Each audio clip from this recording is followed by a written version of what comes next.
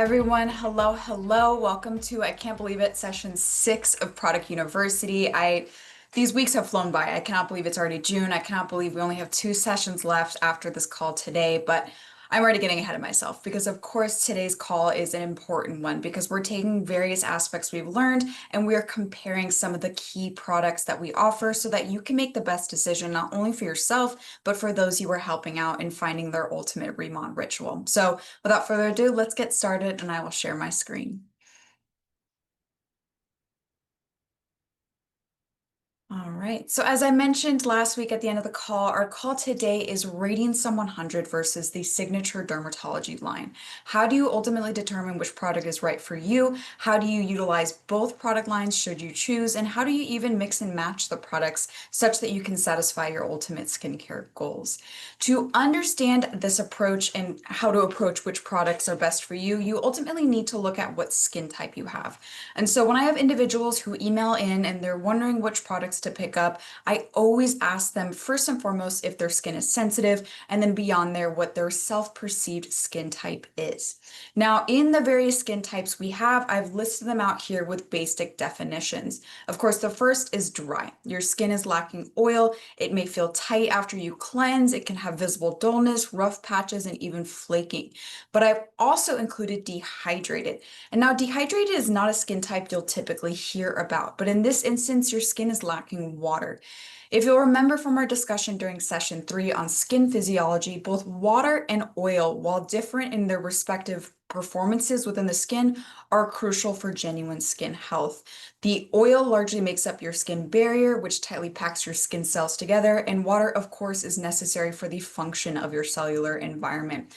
Unfortunately, it is nearly impossible to differentiate between the two visually and even sensorially, but in acknowledging that your skin either could be deprived of oil or of water can help you approach your skincare routine. So in dehydrated skin with your skin lacking water, it still may appear as visibly tight or dull skin, can still have flaking or even sometimes inflammation or redness because of that dryness.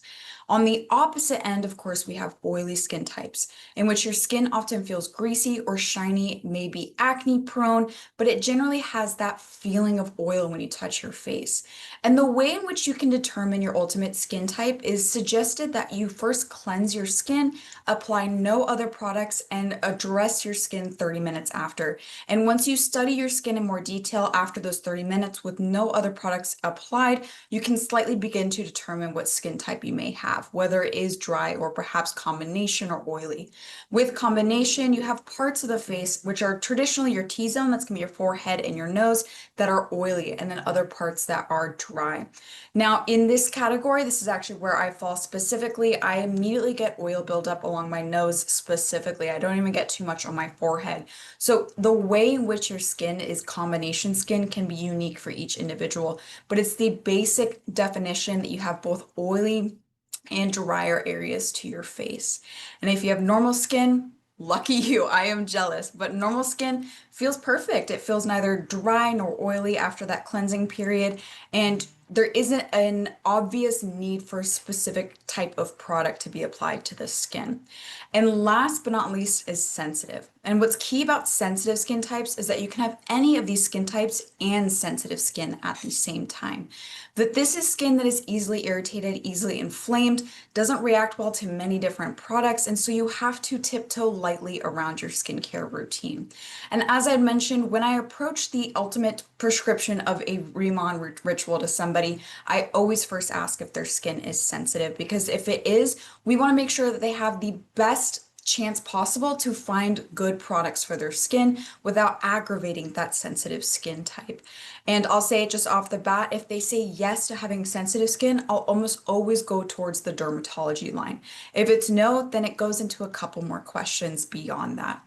But with all of this and understanding your skin types, it's also important to acknowledge the various factors you come into daily or come into contact daily rather, and many intrinsic factors as well, such as age or hormones. The skin type you perceive now may not be the skin type you have in 5 or 10 years. And so understanding that part of your skincare routine is modulation based on these various factors is also important. Sometimes you'll need to switch products up, and that's entirely okay.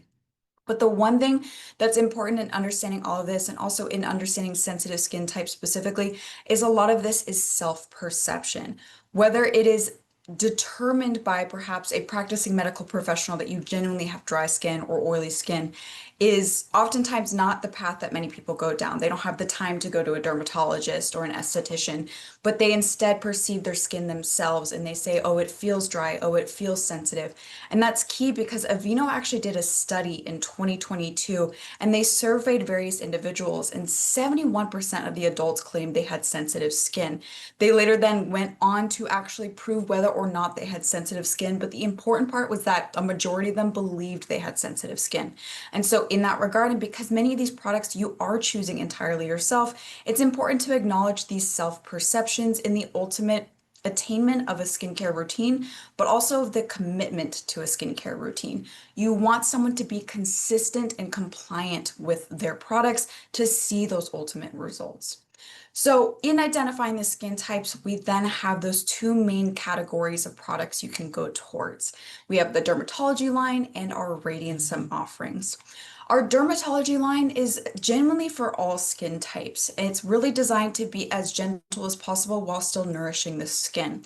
It's lightweight and water rich. If you'll remember, it's the highest concentration of that giant Byungpul leaf extract in the booster, the serum, and the dermatology cream. And because that extract is, of course, largely water-based, that's going to be very lightweight in its application to the skin versus something that is more oil rich, like Radiantsum 100. Because of that water rich nature, it is much more quickly absorbing. And part of that absorption is, of course, that evaporation of the water from the skin, which is entirely fine. You're still getting the deposition of some key ingredients, but that's also why we recommend booing to complete that saturation. Lastly, most importantly, the dermatology line focuses on really hydration as a means of obtaining skin radiance.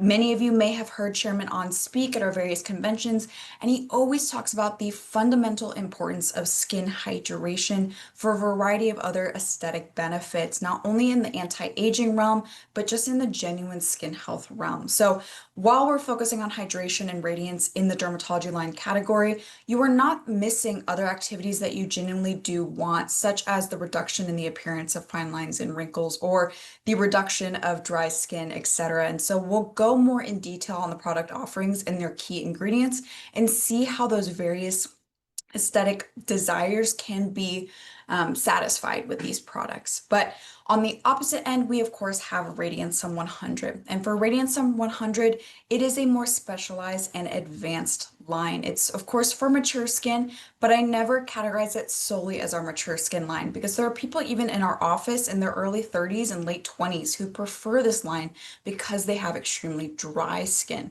which is another category that I apply Radiantsum 100 to. It also can apply to normal or combination skin.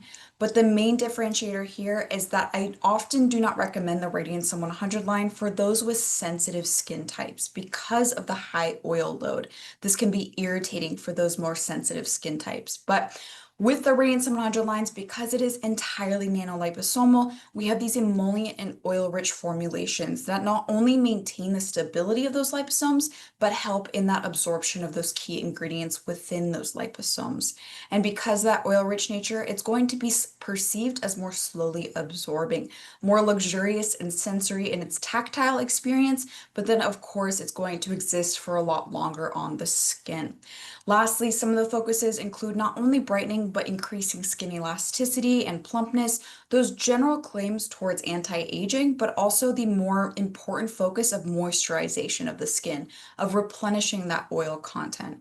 And so that's why I differentiated between dry skin and dehydrated skin, because if you have dry skin and you're needing that oil, Radiantsum 100 line will entirely bring you that oil that you need versus the dermatology line. Unless you're using the Too Faced oil mist and a lot of the dermatology cream, you might need more oil than that. And that's why I often differentiate between dry or dehydrated. But with that all in mind, in all of these offerings, they're all falling into the ICD appreciation of the basic tenets of K-beauty, of cleansing, hydrating, and protecting. And so with all of our various product offerings, you always have the same options to cleanse, to protect, and of course to hydrate in different ways. One of the ways in which we aim rather to simplify the approach to K-beauty through these three tenets is to encourage individuals to mix and modulate to find that remodel ritual that's right for them. So I would say that both the Radiance Sun 100 core products and the Dermatology core products fall within that hydrate category. And so sometimes your routine can include both the booster and serum and even the Radiance Sun toner. But we'll go more in detail on the ways in which you can hybridize your routine. Just understand that within all of the offerings, with the ancillary products like the Calming Balance Gel, the Too Faced Oil Mist, the Aqua Protection Sunscreen, these can be mixed and matched with both core products of the Dermatology line and the Radiance Sun 100 line. Now, when we go more in depth on the dermatology line, first, as I had mentioned, this is our signature line. It focuses on hydration as a means of obtaining skin radiance, and it has that high concentration of giant Byungpo leaf. So specifically, the booster, the new reformulated booster, now has 89% giant Byungpo leaf extract. The serum, 73%, and the dermatology cream, 67%. I'll also remind you all that these three products are still German Derma tested. So even in the reformulation and repackaging, we resubmitted it to our German Derma testing. And so they all still have that seal or certificate of testing. And with that in mind, that is why I traditionally recommend at least these products for more sensitive skin types. But because a large part of the Radiance Sun routine is the utilization and portrayal of nanoliposomes, I wanted to take a minute to highlight what makes the dermatology line unique in terms of its absorption, which of course are the new exosomes in formulation. So we specifically call them incelsomes because these are exosomes derived from our giant Centella asiatica. But in general, exosomes are microscopic and naturally occurring vesicles that facilitate intracellular communication. Essentially, they bring bioactive molecules from cell to cell. What's unique is that specifically the phospholipid bilayer of Centella exosomes, so this structure you see here, can also help nourish your skin barrier because your skin itself is made up of phospholipids. But it's also important what is contained within those exosomes. It not only makes it easier for these active components to be taken up by the cell, but it also protects specific ingredients during absorption. Now, the thing with exosomes, because they are plant materials, they are very delicate. They're not as robust as liposomes. So these are typically more surface active within the epidermis, but that still allows it to have genuine benefit for your cellular health, which you'll remember ICD, intracellular dermatology. We are looking just to support the healthy function of your cells. And so as I have listed, the booster has 1.3 billion exosomes per bottle, the serum 450 million, and the cream has 500 million per bottle. And these again are all entirely from our giant Centella asiatica. And so when we finally go to appreciate each product in more detail within the dermatology line, we of course have the dermatology first package and the accompanying dermatology cream. And I have here our flip charts, which are accessible to you in the drive, but it perfectly lays out not only how to use the products, but the key ingredients as well. So I've already mentioned that giant Byungpo. We've gone over it in session 2 as well. But the second key ingredient that is continued throughout all three products is NMN. Now, NMN, or nicotinamide mononucleotide, is a precursor to NAD+. NAD+ is involved in a variety of cellular metabolisms in our day-to-day, but it in general depletes as we age. We lose roughly 50% of our NAD+ every 20 years. And this is because specifically the process that recycles NAD+ in our body begins to break down. Now, in topical application of NMN, it's still being explored in more detail whether this NMN becomes NAD+. But what's important is that studies have been done on NMN alone and its performance for the skin, which is quite robust. So both Procter & Gamble and the American Academy of Dermatology have performed tests on topical application of NMN, and they found that it not only increased skin clarity and reduced skin texture, but it also reduced the appearance of fine lines and wrinkles and of hyperpigmentation. So as I had mentioned, you still get many other aesthetic benefits with these products beyond just hydration, which we more often readily tout. Beyond the NMN, each product has its own key third ingredient, and you may have seen my Rimondes on these third ingredients, but if you did not, they are listed here. The booster has Rejuvium R and the serum Filersin. Now, Rejuvium R is an enzyme pulled from an extremophile. Extremophile are typically uni or multicellular organisms existing in extremely harsh conditions, dry deserts, extremely cold Arctics, and they need specific cellular mechanisms to survive and to survive based on the daily exposures they come in contact with. The specific enzyme used in Rejuvium R is pulled from an extremophile and used as a UV repair mechanism. So in that extremophile, this enzyme repairs DNA after UV overexposure. And it has a similar benefit in topical application where it can help your skin be more resilient even after UV overexposure. And if I remember, I believe it was session 3 or 4 again, we really need to focus on antioxidant protection and specifically reducing the presence of oxidative species within the skin to focus on a variety of aesthetic concerns, such as dryness, such as fine lines and wrinkles, such as redness and hyperpigmentation. So powerful ingredient there with the booster, and then the serum is a fantastic ingredient itself. Filersin specifically is a bacterial ferment, and now we know that bacteria are beneficial for us in the microbiome, both in our gut and on our skin as well. So this ferment not only supports your skin's microbiome, but it itself also acts as a humectant, where it can attract water and bind it to the skin to maintain skin hydration, and that's specific to the serum. Now, as I had mentioned, we often suggest that you use these products in the boo fashion. And there are individuals who will keep going. They will boo until the rest of the night ends. But with the application of boo, the reason we suggest that is because these products are in such high concentration of that giant byungpo leaf extract, which itself is high in water content. It allows for that natural behavior of water to evaporate from the skin while still getting sufficient ingredient deposition to the skin as well. And so that's why we suggest you boo. Now, to finish your dermatology routine, of course, it'll be that dermatology cream. Still has the byungpo, also has the NMN, but that third ingredient is actually 2 ingredients, and it's ergothioneine and carnosine. Ergothioneine is thought to be a more potent antioxidant than even CoQ10 or itabenone. Specifically, it not only provides antioxidant care to the skin, but it protects your skin's endogenous antioxidants. And so these are your antioxidants that were already existing or innately within your skin. It protects those as well. Carnosine is a dipeptide, and it does naturally exist in the human body, but in application for cosmetics is traditionally synthesized. It too has antioxidant care, but it also has some anti-inflammatory benefit as well. And so the dermatology cream, you can utilize as much or as little as you see fit. I use about a nickel-sized scoop each night, but some may use more and some may use less. But on the opposite end, we of course have Radiant Sun 100. And so, as I mentioned, the 100 here stands for 100% nanoliposomal. And in my personal experience as a cosmetic chemist, we often got liposomally encapsulated ingredients, but that was a singular ingredient. And inclusion in the formula meant that the formula was maybe 5 to 10% liposomal. But the entirety of these formulations are nanoliposomal. And this is key not only for their performance, but for their targeted efficacy as well.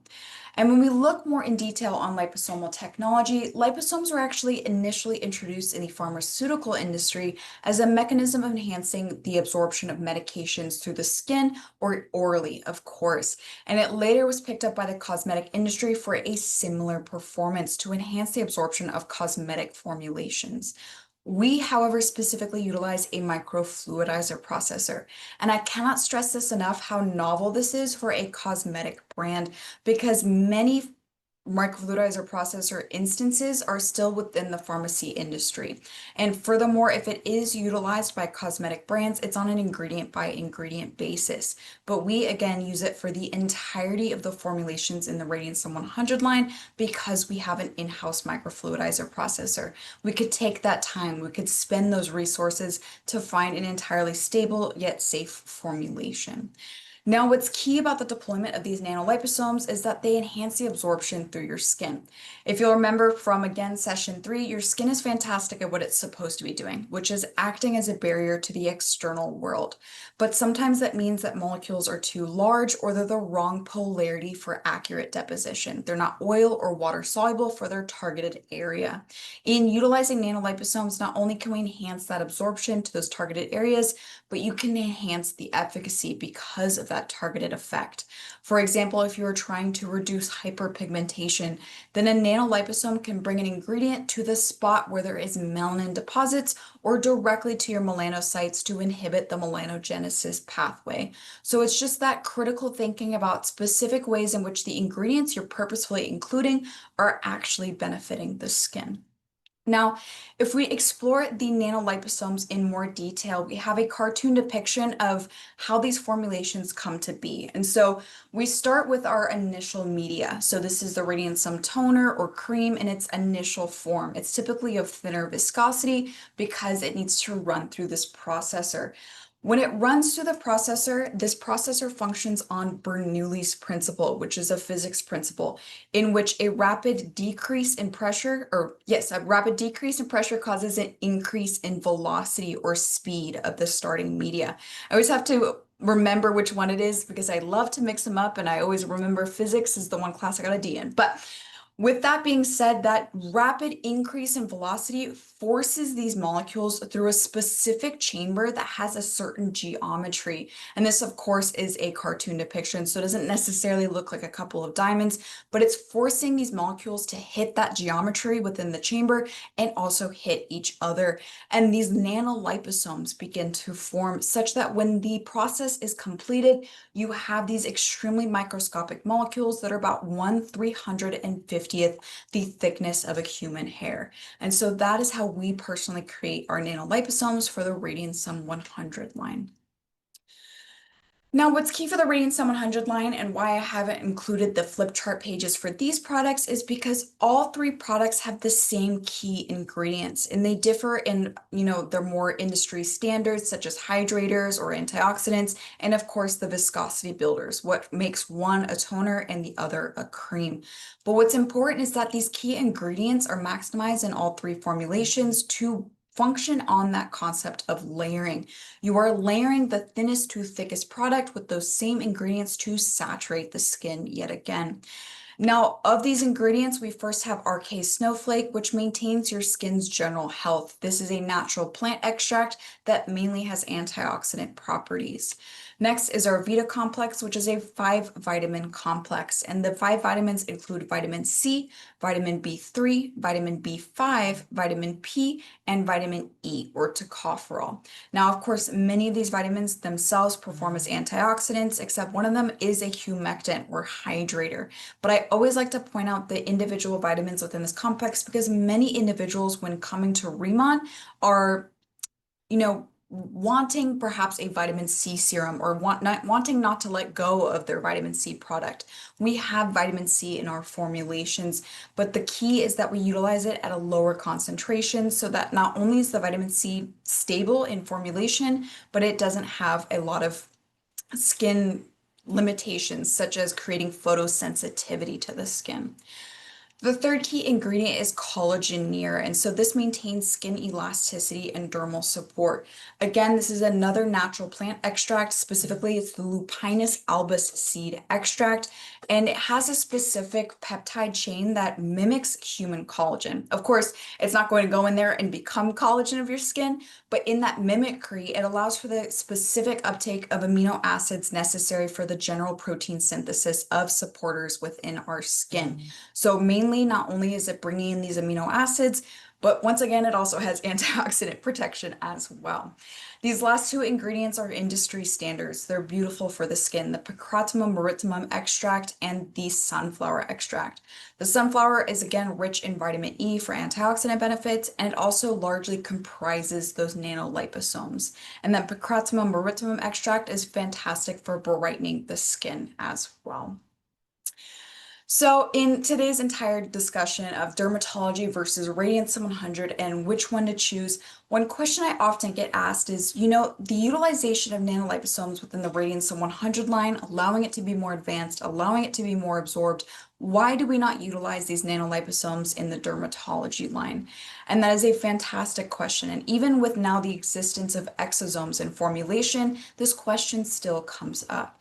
The main reason we do not employ liposomes within the dermatology line beyond texture and application is ingredient compatibility. So in the utilization of liposomes, you of course need more oils to create the liposomes and to maintain their stability and formulation. And a higher oil content for these water-rich formulations not only would lessen the concentration of the giant young pool, but it would create a different texture. It would make them a little bit heavier, more slowly absorbing, which was not the design and intention for the dermatology line.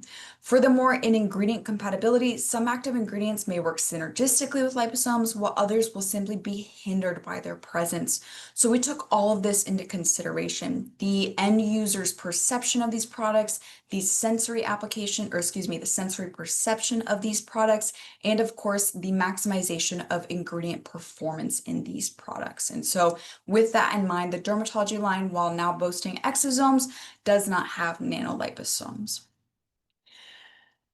And so, with all of that explained, when we choose when and what to use Radiant and Dermatology EX, there are moments in which you can also use both. But to summarize our discussion, when I approach an individual or even myself, I always first ask if they have sensitive skin. If they say yes, they have sensitive skin, it's going to be the dermatology products. And depending on the sensitivity of their skin, you may want to start them on our essential Remon ritual, the most basic products just to make sure that our core, the booster, the serum, and the cream fare well with their skin. And then from there, you can include the Calming Balance Gel or the two-phase oil mist. But if they say no, their skin is not sensitive, then I ask them what skin type they have. If it is dry, and perhaps even if it is dehydrated because we can't quite tell the difference, I might explore the Radiant Sun line. But if it's dry, or excuse me, if it's combination or normal, typically I still always recommend the dermatology line first and foremost, just because it is such a gentle way to introduce yourself to Remon. But for those individuals, perhaps they follow the full signature Remon ritual. They try out the two-phase oil mist, calming balance gel, all the cleansers all at once. But with that in mind, there are certain individuals that want to try both, or perhaps they have been on the dermatology routine and now they want to explore the Radiant Sun line. And so the most typical way we see this done is by utilizing the dermatology products in the morning and the Radiant Sun 100 products at night. The dermatology products in the morning, of course, are going to be more quickly absorbing. They lay well if you wear makeup afterwards, versus the Radiant Sun 100 is more slowly absorbing, kind of gives that appearance of a night treatment almost. But as I had also mentioned, you can hybridize your routine. And so for individuals who are wanting to explore the Radiant Sun routine, but are not too sure perhaps how their skin will react or if they'll like the texture or the experience, I typically recommend following the signature or essential Remon ritual in its entirety and just bringing one of the Radiant Sun products in. So for example, they say they're doing the essential Remon ritual. They've cleansed. They would next boo say boo. And then after they boo say boo, I typically recommend the Radiant Sun 100 toner or ampule and then the dermatology cream. The reason I recommend this is because of that higher oil load of both the toner and the ampule. It's going to create a bit of occlusivity to the skin, and that could hinder the absorption of the more water-rich booster and serum. But typically they can choose between the toner or ampule depending on which product they want to explore. I always like to say the ampule because it's a more concentrated form of those key ingredients, but some might find that the toner just works better in application or for the texture. So either the toner or ampule after Boost Boo and before the dermatology cream is a great way to begin an introduction to the Radiant Sun line. Another way to do it is to replace the dermatology cream with the Radiant Sun 100 cream after you Boost Boo. That is another expiration. And this also gives an individual the incentive to purchase one of those products, but not feel like they have to commit to all three products in the set if they're unsure if they'll even like the products, but that it gives them that taste such that they can further determine if they'd like to buy the rest of the products. But On that note, that is actually all we have for today in our comparison of radiant sum to dermatology. So feel free to download the outline here. And this outline specifically, I think is very useful to share even with those who are not attending product university because it is so difficult to find what products are right for you. And it can be overwhelming when you see all of our product offerings.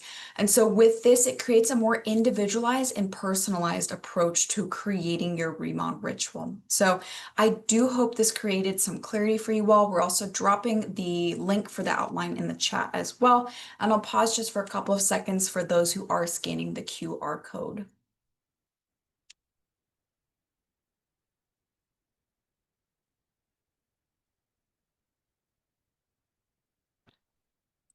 All right. And so I did see some questions coming into the chat because of what we talked about today. So reminder, next week's topic is the Q&A session. So we did kind of close off the inbox for product questions, but still send them in, please. If you have one because of today, I still want to see your question. So absolutely still send your questions in up until the day of next week's call, and we'll see if we can get those included into the presentation. But with that in mind, I hope that this allowed you to simplify your own approach to the various products within the Remon offerings.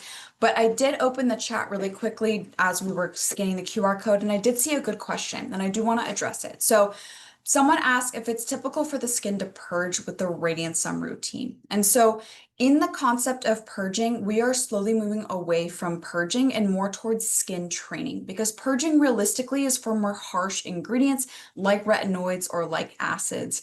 Instead, there's an instance in which your skin accommodates and adjusts to the introduction of new products. And for example, if you went from having a 2-step routine to a 7-step routine, that can be a lot of new products for your skin, and you'll need that adjustment period. But with that in mind, if there's any type of breakouts or irritation, there may be something else also at play. And specifically with the Radiantsum line, because it is such a high oil load formulation, you'll want to explore the various options for you to take next for next steps. If you do experience what you perceive to be purging or otherwise breaking out with utilization of the Radiant Sub 100 line and you don't have the dermatology products, I would test out just one of the Radiant Sun products and otherwise utilize a cleanser and a different moisturizer, or really just see if the products themselves and that high oil load is what is causing that blockage, because realistically purging is not typical for the Radiant Sun products if they are the right products for your skin type. So that was kind of off the dome. So I hope that I did answer your question, and we'll probably explore something quite similar next week in the Q&A, but it is such an important question that I just had to answer at the end of this call. But without further ado, I so appreciate you all. I hope you are staying safe out there and otherwise having a fantastic beginning to your summer, and I will see you for session 7 next week. And thank you for your time. Bye.